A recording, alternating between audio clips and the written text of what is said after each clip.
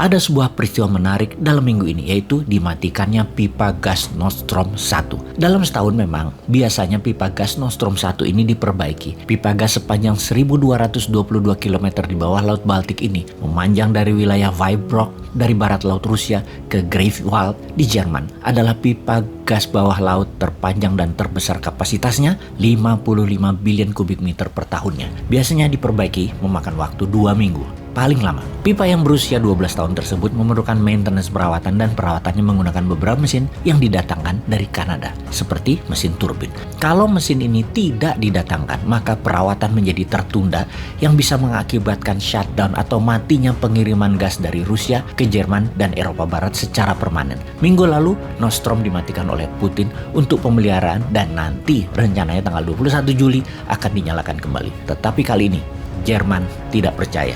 Jerman menuduh Rusia akan mematikan aliran gas ini ke Jerman secara jangka panjang, bahkan bisa selama perang di Ukraina, di mana gas Rusia yang menghidupkan pendingin ruangan di masa musim panas yang sangat ekstrim kali ini untuk pendingin kebutuhan listrik, kantor, niaga, rumah tangga, serta manufaktur menjadi terancam kalau Rusia mematikannya secara permanen. Untuk hal itu, Kanada harus melanggar embargo untuk menolong Eropa. Kanada harus tetap mengirimkan turbinnya. Kalau tidak, maka aliran gas akan benar-benar ditutup oleh Rusia. Ini hal yang penting dan harus diputuskan segera. Rusia melakukan tekanan diplomasi. Beranikah Kanada melanggar embargo atau tetap menjalankan sanksi ekonomi, tidak mengirimkan turbin tersebut ke Rusia?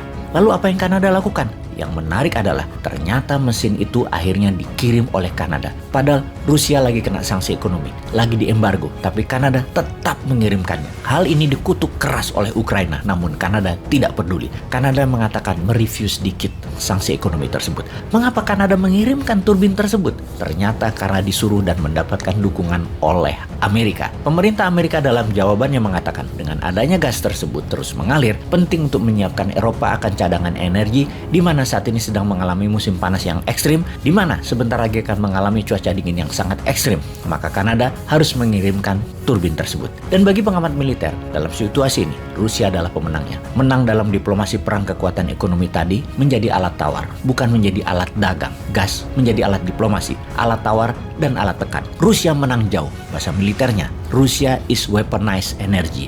Rusia pakai energi sebagai senjata. Eropa dan Amerika demi mendapatkan keamanan energi melanggar sanksi ekonominya sendiri. Amerika dan sekutu Eropa memang munafik, berstandar ganda. Beda bicara, beda kelakuan. Ternyata Jerman dan sekutu Amerika takut kehilangan kekuatan ekonomi yang bisa menumbangkan posisi mereka di pemerintahan. Takut hilang jabatan dan takut rakyatnya kelaparan, mereka main aman. Tidak berani juga ditantang Rusia. Sekali lagi, Rusia menang banyak. Bayangkan harga BBM di Eropa, khususnya di Jerman, sudah naik bukan hanya 10-20%, tetapi naik 4 kali lipat dibanding tahun lalu. Naik 400%. Kalau Nord Stream ditutup, harga BBM naik 2 kali lipat lagi bisa-bisa. Jadi, daripada beresiko, apa yang dilakukan Jerman? Tetap beli gas Rusia, tetap memenuhi stok gas yang saat ini tinggal 60%. Dinaikkan cadangannya ke 90% sebelum masuk musim dingin bulan Oktober yang diduga akan sangat dingin tahun ini. Di mana Rusia tahu sekali rencana penyetokan tadi.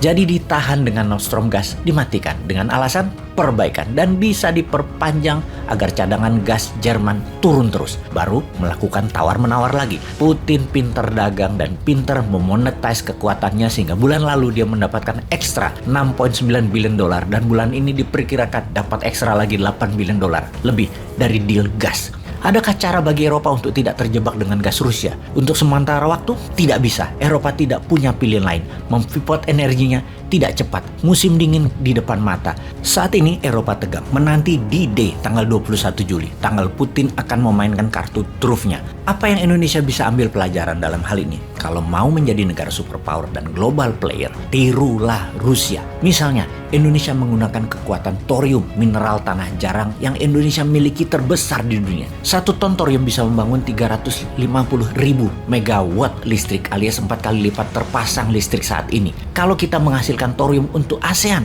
tiap hari kita kirim gram-graman untuk kebutuhan bulanan, bahkan paling lama 1 tahun listrik negara ASEAN, bahkan beberapa negara besar dunia lainnya. Indonesia memiliki power menjadi pembeda. Maka kalau mereka melakukan hal yang macam-macam, maka thorium itu kita tahan. Thorium bukan alat komoditi, tapi alat tawar, alat tekan, dan alat diplomasi. Maka Indonesia akan dihormati. Bayangkan, listrik dengan bahan bakar gas, dengan bahan bakar batu bara menjadi mahal karena listrik bertenaga thorium harganya setengah dari harga batu bara. Selain murah, hanya Indonesia raja thoriumnya dunia. Bagai gas Eropa, Rusia raja 40%-nya. Sungguh, ngimpi deh punya pemimpin yang bisa menjadikan Indonesia seperti Rusia. Siapa ya orangnya? Tapi pastinya bukan opung ya.